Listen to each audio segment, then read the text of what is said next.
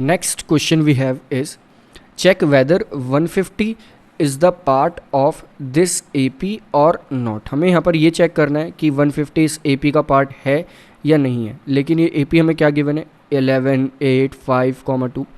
तो ये हमारे पास अर्थमेटिक प्रोग्रेशन हमें गिवन है। हमें ये चेक करना है कि 150 यानी कि -150 इस AP में आती है या नहीं आती।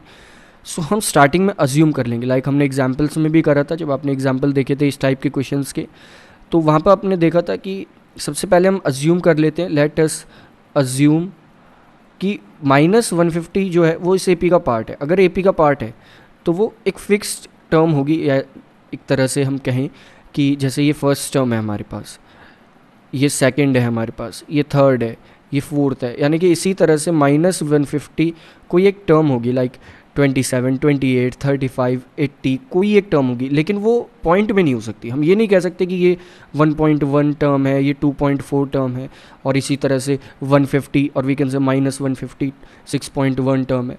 जो भी टर्म आएगी वो फिक्स आएगी, यानी कि एक तरह से जो n की वैल्यू होगी वो एक इंटीजर होनी चाहिए। अगर n की वैल्यू एक पॉजिटिव इंटीजर आती है तो यहाँ पर ये -150 इस AP का पार्ट होगा, नहीं तो नहीं होगा क्लियरली।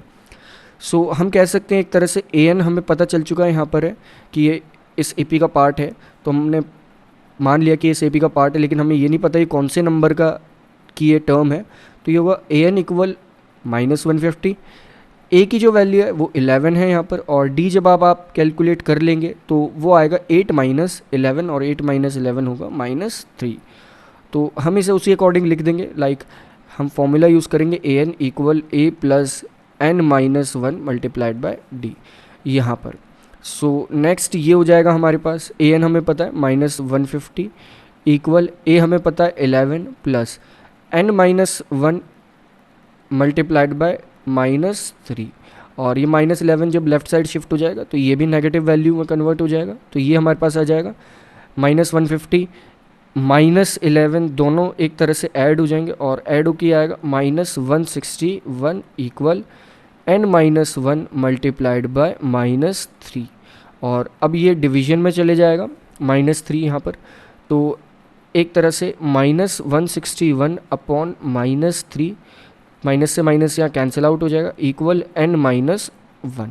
एक चीज़ आप ये नोटिस कर सकते हैं कि 161 3 से डिवाइड नहीं होता। 3 से डिवाइड क्यों नहीं होता? आपने बहुत पहले सीखा होगा कि 3 से ऐसे नंबर डिविजिबल होते हैं जिनके अगर हम डिजिट्स को सम कर दें, लाइक 1 + 6 + 1 कर दें तो ये आता है 8, और 8 3 से डिवाइड नहीं होता, विच मीन्स 161 भी 3 से डिवाइड नहीं होगा। और 161 अगर 3 से डिवाइड नहीं होगा तो वो कुछ ना कुछ पॉइंट्स में आंसर आएगा, और उस पॉइंट्स में आंसर में से अगर हम 1 ऐड भी कर देंगे, उसमें ये 1 उधर ले जाके ऐड भी कर देंगे, तो तब भी वो आंसर पॉइंट में ही रहेगा। लाइक अगर हम इस केस में देखें तो ये हो जाएगा हमारे पास n माइनस 1 इक्वल 161 अपॉन 3, यानी कि 53.67, और जब हम n कैलकुलेट करेंगे तो ये हो जाएगा 54.67, यानी कि n की वैल्यू यहाँ पर पॉइंट में आ रही है, और n कभी भी यानी कि नंबर ऑफ टर्म्स कभी पॉइंट में हो ही नहीं सकते।